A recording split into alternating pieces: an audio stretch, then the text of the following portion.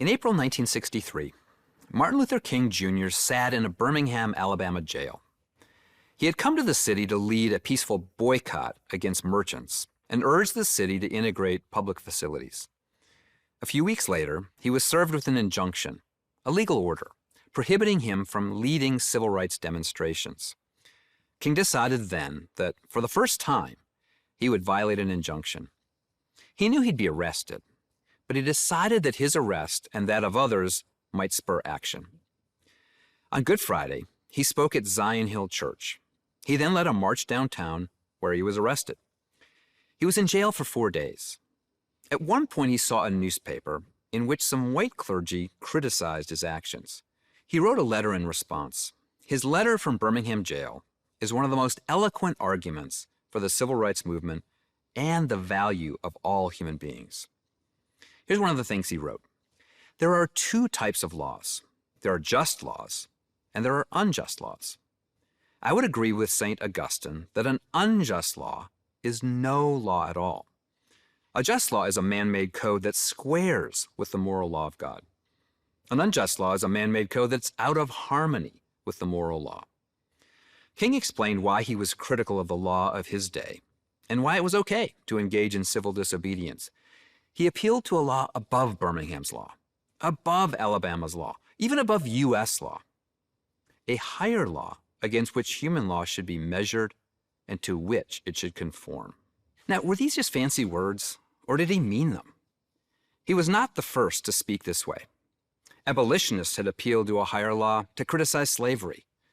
William Wilberforce, a member of the British Parliament in the late 18th and early 19th centuries, measured the slave trade against this law and urged Parliament to abolish the trade, to bring English law into line with the higher law. America's founders embraced the higher law. Perhaps the most famous example is found in the Declaration of Independence. The Declaration starts this way. When, in the course of human events, it becomes necessary for one people to dissolve the political bands which have connected them with another, and to assume among the powers of the earth a separate and equal station to which the laws of nature and nature's God entitle them. A decent respect to the opinions of mankind requires that they should declare the causes which impel them to the separation. Jefferson's declaring that there is a higher law, a law of God. Human law is subordinate to this law and must be held accountable to it. In the Bible, the Apostle Paul refers to this higher law in Romans 2. Speaking of Gentiles who did not have the Mosaic law, Paul says, even Gentiles who do not have God's written law show that they know his law when they instinctively obey it, even without having heard it. They demonstrate that God's law is written in their hearts, for their own conscience and thoughts either accuse them or tell them that they are doing right. So what is the higher law? It is an eternal and binding standard of moral right and wrong, by which we can judge human law and to which human law should conform. It's rooted in God's character, and he reveals it to us not only in his word, but in creation itself. It's called by many names: natural law, law of nature, moral common ground, the law written on our hearts. The names are different, but they're getting at the same thing. It's a law that isn't just based on human will or opinion. It comes from God himself. It's a concept that we see at work around the world. If you've ever traveled internationally, you've noticed how much diversity there is in dress, food, music, and culture. But there is a remarkable consistency around the world on certain basic moral and legal principles. In The Abolition of Man, C.S. Lewis looks at laws from nations as different as ancient Greece and Babylon to England and China. He finds that there is fundamental agreement on core legal principles. It's wrong to murder, commit adultery, slander, or bear false witness against others. It is necessary to respect and protect parents, elders, and children. Why? Because God has imprinted these core principles into our very nature as human beings. So why does it matter whether there's a higher law? Why is it worth devoting several segments of a video series to it? Well, whether there is a higher law certainly mattered in Rwanda in 1994. Rwanda then was a country where the majority Hutus ignored the higher law principle that all humans are made in the image of God with equal worth and dignity.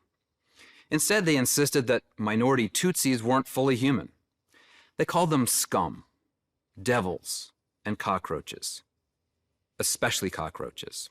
And based on this, they slaughtered 800,000 Tutsis and moderate Hutus in just 100 days, 300 every hour, 5 every minute. Higher law truths about who is human and the value of human life mattered a lot then. They still matter today in Western China, where China may well be engaged in a genocide against its Uyghur Muslim minority. The value of all human life still matter in Afghanistan today. Are women and girls of equal worth to that of men and boys?